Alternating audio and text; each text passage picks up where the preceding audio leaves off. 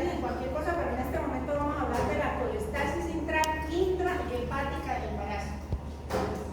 Las enfermedades hepáticas que producen colestasis pueden ser intrahepáticas, o sea, por una causa intrahepática, o por una causa extrahepática. Entonces, ¿cuál puede ser una causa extrahepática de que haya colestasis? Un cálculo, ¿sí? O sea, que se bloqueen los canales, o sea, la vesícula. Y la otra es que haya un problema intrahepático. Entonces, la colestasis intrahepática del embarazo es la patología más frecuente hepática del embarazo. Es la más frecuente.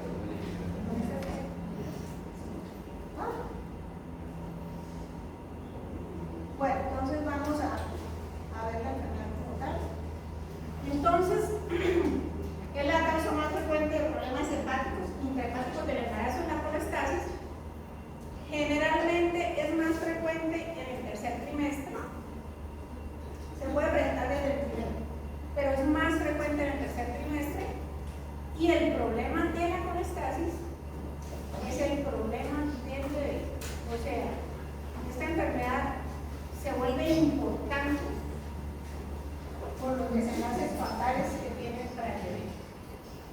Bueno, como toda enfermedad, hablamos primero de la epidemiología de esta enfermedad. Más o menos varía entre 0,2 a un 25%, o sea, hay unas estadísticas bastante diferentes. Se ha visto que más frecuente es en América del Sur, en Chile y Bolivia, o sea que tiene un componente genético importante. Y en Europa sí la prevalencia va del 0,5 al 1,5. En China también más o menos es importante.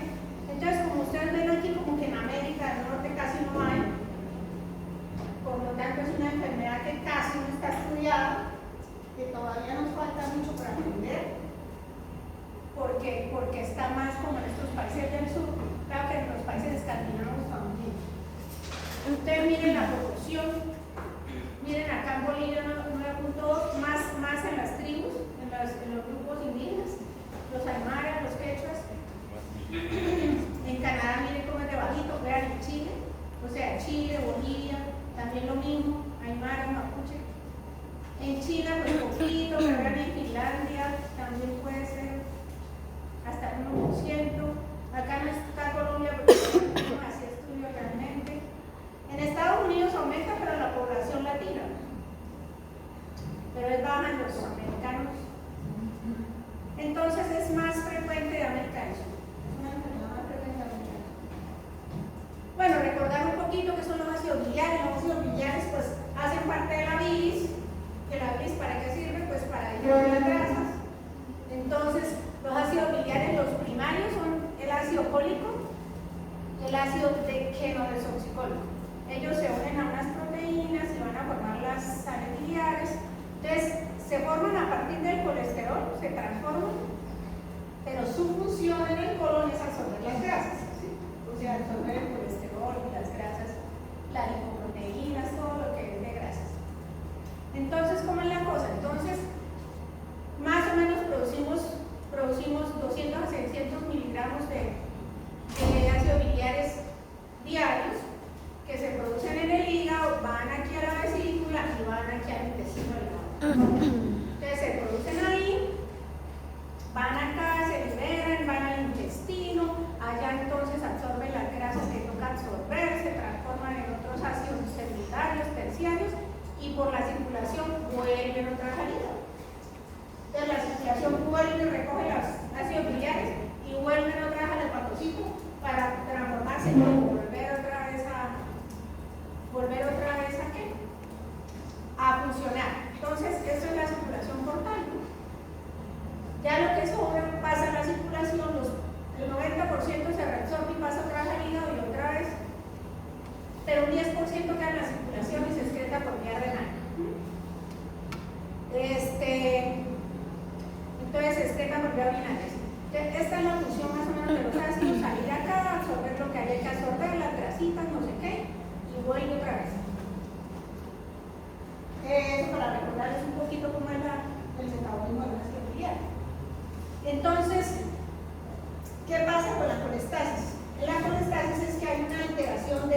ovulación, y entonces resulta que no se está cumpliendo bien el ciclo, hay una alteración, todo el proceso de los ácidos biliares, de lo que se produce en el hígado, que su función del hepatocito es producir esos ácidos biliares para la digestión, se alteran. Se alteran esas bombas, esas proteínas transportadoras, y hace que se aumenten. Entonces pasan a la circulación en gran cantidad, más de lo que es necesario. Y ese aumento de esos ácidos biliares son los que nos va a producir problemas en la paciente. Entonces, acuérdense que lo normal es que quede apenas un 10% en la circulación, y en la casi la gran mayoría queda en la circulación. Y entonces aumenta la circulación, llegan al hígado en gran cantidad y dañan los hepatocitos. Ellos se revientan, pues. Entonces se han encontrado como, es una enfermedad que todavía no conocemos bien, lo que conocemos son los factores de riesgo. Entonces se ha visto que pacientes de mayor edad, más riesgo de hacer colestasis, en pacientes con fertilización in vitro. Esto tiene que ver con los estrógenos, con las hormonas que se ponen. Antecedentes familiares, como en todas las enfermedades, cuando hay antecedentes en la familia tiende a repetir. Hay un factor endocrino que es lo que digo que tiene que ver con los estrógenos y progestágenos, como el embarazo múltiple, la fertilización in vitro, que haya habido pues antecedentes, pero se ha visto que en las estaciones de invierno, en donde hay países con estaciones, es más frecuente en el invierno que en el verano. Entonces tiene que ver con el sol. Y lo que tenga que ver con el sol, ¿qué vitamina es? Entonces se ha visto que déficit de vitamina D parece que tiene que ver también con la producción de colestasis. Y los niveles de selenio también cuando están bajos. Y los factores genéticos, como vimos, ¿por qué? Por la distribución de la población. No es igual en todo el mundo. O sea que hay unas tribus que tienen más riesgo, unos grupos que tienen más riesgo de, de tener esa enfermedad. Entonces, así como el resumencito, hay un rol genético, que ¿qué es lo que dice? Que hay unos genes que son los que codifican estas proteínas, las proteínas del transporte biliar a las células, que parece que se alteran, ¿sí? Pero estas proteínas, solo es como para conocerlas así, pues no nos vamos a extender en eso. Pero hay varias proteínas que se necesitan para el transporte, todo se hace por transporte activo, nada de lo que se hace en el hepatocito o con los ácidos biliares es por difusión y osmosis, no todo necesita bomba. Y parece que por el efecto de los estrógenos, de los progestágenos y de una causa genética, en el embarazo se alteran estas bombas y por eso se acumulan. El rol endocrino, ya dijimos, parece que entre más nivel de estrógeno y progestágeno, más riesgo de hacer colestasis. Y el rol ambiental, lo que ya dijimos, eso es solo para recordarle la anterior. Entonces, al parecer, hay una predisposición genética y en el embarazo, con el aumento de los estrógenos y los progestágenos, se alteran estas bombas de transporte de las proteínas y de las actividades. Vamos a ver ahora la clínica de la enfermedad. Entonces, ya entendimos que la colestasis es aumento de los ácidos biliares a nivel de la circulación materna. No se está cumpliendo bien el sistema portal, que se reabsorbe, ya visto y vuelve y sale, no, sino que se queda por allá dando vueltas porque las proteínas están alteradas, las proteínas de transporte, y entonces se acumulan. Entonces, la clínica, ustedes van a ver lo más clásico de la colestasis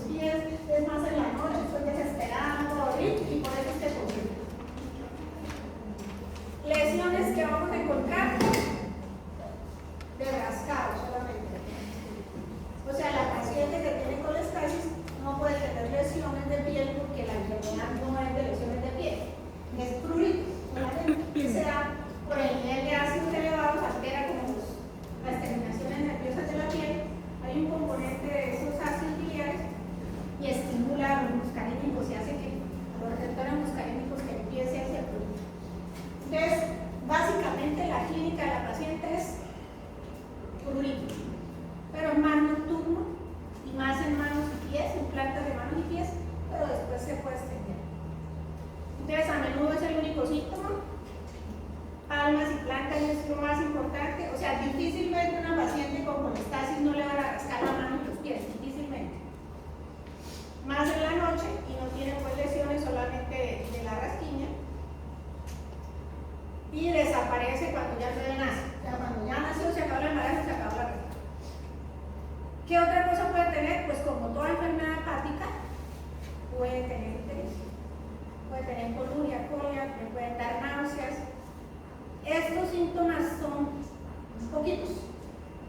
O sea, realmente tiene que estar la paciente muy comprometida para que nos dé delicia, para que veamos una paciente ya a ese nivel. Generalmente solo es el prurito, pero sí puede también tener náuseas, puede también tener alcoholia, coluria. ¿Qué diagnósticos diferenciales? Entonces, una paciente, esto es muy importante, cuando ustedes ya estén en su práctica médica, hay varias causas que producen prurito. Entonces, por eso no se les olvide meter la colestasis ahí, porque de todas las causas de prurito en el embarazo, la más grave es la colestasis, es la que puede producir muerte fetal súbita. Pero hay más, entonces puede tener un pérfido gestacional, el embarazo puede producir prurito, hay dermatitis, reacciones alérgicas. Entonces, cuando ustedes vean a una paciente que llega por prurito, puede ser esto, pero lo más importante es que esto se descargue con una colestasis. Entonces, miren estas lesiones. Esto es una dermatitis del embarazo, alérgica del embarazo.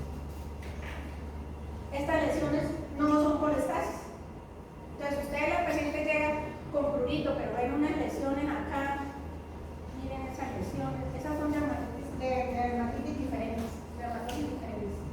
Mire, por ejemplo, estas no han llegado pacientes así, pero tienen ampollas, le rasca mucho. Esto no es un pérfido gestacional que se puede dar por el embarazo.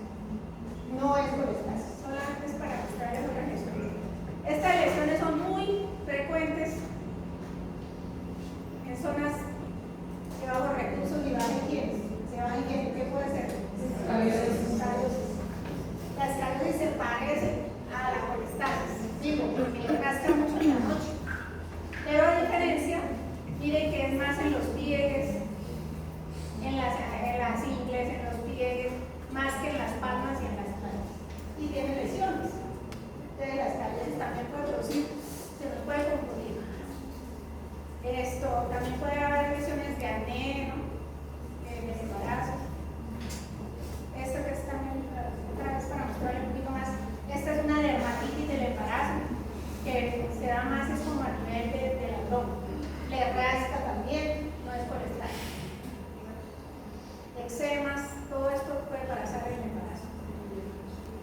Pues esas son las diagnósticos diferenciales de piel, de manifestaciones de piel. Y manifestaciones hepáticas, claro, podemos tener un síndrome GERD, un hígado graso, la hepatitis, que también nos puede llegar con ictericia, la cirrosis, pero la clínica realmente es diferente. Bueno, también acá no está, pero puede haber una paciente con un cólico biliar, con una obstrucción, una colecistitis, con colelitiasis, que puede tener prurito, pero es diferente la clínica. Bueno, entonces ya sabemos la clínica, prurito. Ahora, ¿cómo hacemos el diagnóstico de la colestasis?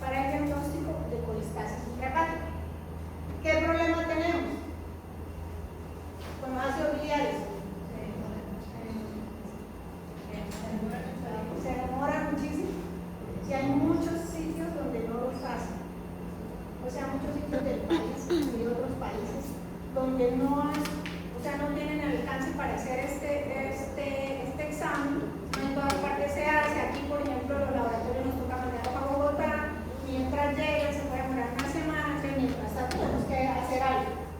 Entonces, es el examen mejor estándar, pero el problema es que no lo tenemos cerca para todos.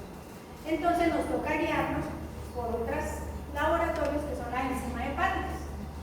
Entonces, si hay unos ácidos biliares que se están devolviendo y están haciendo que la célula trabaje mal y ella se dañe, se van a elevar las enzimas hepáticas. Hay un daño en el hígado. Entonces, las enzimas hepáticas se van a elevar. La GPT es la que más se eleva en la colestasis. La GOT y la GPT ambas se elevan, ¿no? Miren que pueden estar elevadas desde 2 veces su valor hasta 30 veces. O sea, imagínense, hasta 30 veces pueden estar elevadas. Más o menos, ya mayores de 35 a 70, ya decimos que están alteradas, pero ellas también pueden elevar. La fosfatasa también se eleva, pero realmente debe estar bastante elevada para decir que tienen colestasis, porque ella se eleva normalmente en el embarazo. La gamma-glutamina transferasa también se eleva, si está mayor de 40, también es alterada. Y la bilirrubina solo la vamos a encontrar elevada en el 10% de los pacientes. Entonces, por eso casi que no pedimos bilirrubina en los pacientes con colestasis, porque si le sale normal, no me descarta el diagnóstico. Entonces, ¿para qué hago bilirrubina si sé que si salen normales? No me descarta. Entonces, más o menos para que recordemos un poquito los valores. Entonces, la LAT más o menos está hasta 40, la LT. Miren, los valores más o menos en el embarazo se mantienen hasta 32. La SAD más o menos se mantiene hasta 30. Entonces, si ya están por encima de este valor, están elevadas. Las bilirrubinas, pues estos son los valores normales, pero no las pedimos. La transferasa hasta 41. Y la fosfatasa, miren que en el embarazo puede llegar hasta 400. Entonces, si a mí me llega la fosfatasa en 400, pues en el tercer trimestre puedo decir que está de valor normal, o sea, no me dice. Y los ácidos biliares hasta 14. Vamos a aprendernos ese número, hasta 14. Entonces, más o menos, esta es una tablita para recordar los valores normales de la enzima. Entonces, ahora sí vamos a hablar del problema que es la colestasis. El problema es que cuando los ácidos biliares están elevados, podemos encontrar en el bebé arritmias cardíacas, asfixia, muerte. No se sabe exactamente cómo es que los ácidos biliares producen esto, pero se sabe que el ácido biliar normalmente, ¿qué es lo que pasa en el embarazo normal? Al bebecito le llega por el cordoncito, allá se, bueno, la tiene que hacer, ellos no tienen comida ni nada, pero ellos tienen ácidos biliares que producen, se devuelve por el cordoncito y la mamá los limpia. Como aquí estamos alterados, los ácidos biliares van hacia el bebé también. Y esos niveles altos, al parecer, los ácidos biliares elevados producen una arritmia cardíaca. No se sabe exactamente el mecanismo. Producen arritmia cardíaca, hacen que el colon se mueva más, entonces los meconios, los meconiados, producen contracciones en el útero. Al parecer, los ácidos biliares elevados también activan las contracciones y puede producir una muerte fetal súbita. Y pues vasospasmo de los vasos placentarios también. Entonces, si hace vasospasmo, pues no le llega circulación al bebé y se puede morir. Entonces, imaginen el detallito de tener una colestasis. El detallito de que me llegue a mí una paciente con prurito y yo le mando un antihistamínico y la mande para la casa. Y la señora me llega a los 2 o 3 días con el bebé muerto, porque era una colestasis. Hemos tenido esos casos, o sea, no son raros. Nosotros tenemos una población que hace colestasis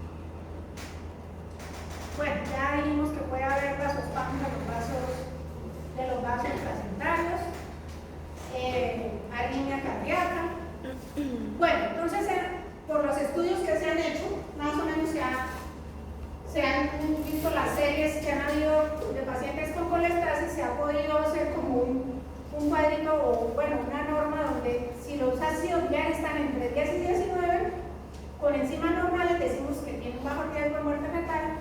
Si están entre 20 y 39 y están alteraditas pero no tan altas, el riesgo de que el bebé se muera es moderado, pero ya si está por encima del 40, ya el riesgo de ese bebé es alto, o sea, es una paciente de alto riesgo.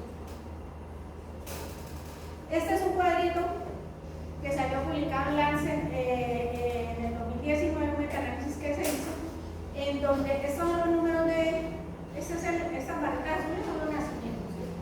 Y estos son los valores de ácido, los valores de ácidos biliares. Ustedes miren, cuando está entre 0 y 19, pues nacen bien, más o menos aquí va aumentando el riesgo, y miren acá entre 100 y 19, estos son muertes, ¿no? Entonces, por encima de 100, miren cómo sube la probabilidad de muerte de un bebé. Entonces, este estudio sigue siendo vigente y muestra que hasta aquí podemos decir que no hay mucho riesgo, pero ya a partir de acá el riesgo aumenta hasta ser así de grande comparado con los bebés sanos, los que tienen los ácidos biliares por encima de 100 millones. Gravísimo. Entonces miren cómo de 100 en adelante la probabilidad de muerte fetal es altísima. ¿Cuál es el tratamiento? El trabalenguas, ácido uso de sorcicol. Hasta ahora, ese es el que hemos para facilitar los acólicos. Ácido usosorcicólico finalmente es un metabolito también de los ácidos biliares que se producen en el colon, pero pues es el que sirve, el que hasta ahora ha demostrado que baja los niveles y nos ayuda a disminuir el prurito, a mejorar los niveles de ácidos biliares, de enzimas hepáticas. Entonces más o menos puede ir desde 10 miligramos hasta 21 miligramos al día. ¿Por cuánto tiempo? Hasta que el bebé nace. O sea, tratamiento hasta que el bebé nació. Porque esa es una enfermedad que solo se resuelve hasta que ya se termina el embarazo. Entonces, Luzacol. Hasta ahora es el que nos da función, o sea, el que sirve. ¿Qué otro tratamiento? Pues como la mamita tiene prurito, le asociamos antihistamínicos, le podemos decir que se eche caladril, que se eche mentol, ¿sí? Para ayudarle con el prurito. Y también se ha usado la colestiramina, que también inhibe la absorción de gas. La dexametasona, hay estudios que dicen que sirve, otros que no. Se ha usado luz ultravioleta, rifampicina, fenobarbital, adenosine-metionina, pero esto no es que se use, solo son como estudios, no se ha logrado decir que sí sirve. Entonces, nos quedamos con el Luzacol y con un antihistamínico y con los medios físicos o con medios digitales para ayudar a las pacientes con el prurito, pero se supone que el Luzacol en el 60% quita el prurito también. ¿Cómo vigilamos a estas mamitas? Pues con los medios que tenemos para vigilarlas, que son haciéndoles ecografía, perfil biofísico y monitoreo. Pero realmente es más por tranquilidad de uno, por tranquilidad de la paciente, pero ninguna prueba ha demostrado predecir o reducir el riesgo de los resultados de la persona.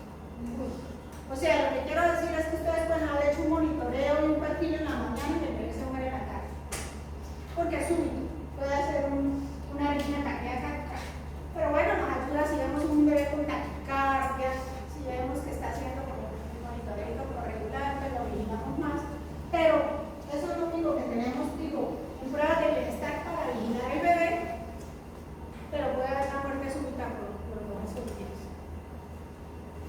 Y terminar el embarazo. Entonces todos los consensos están de acuerdo que nos toca terminar el embarazo antes del término, dependiendo de los niveles.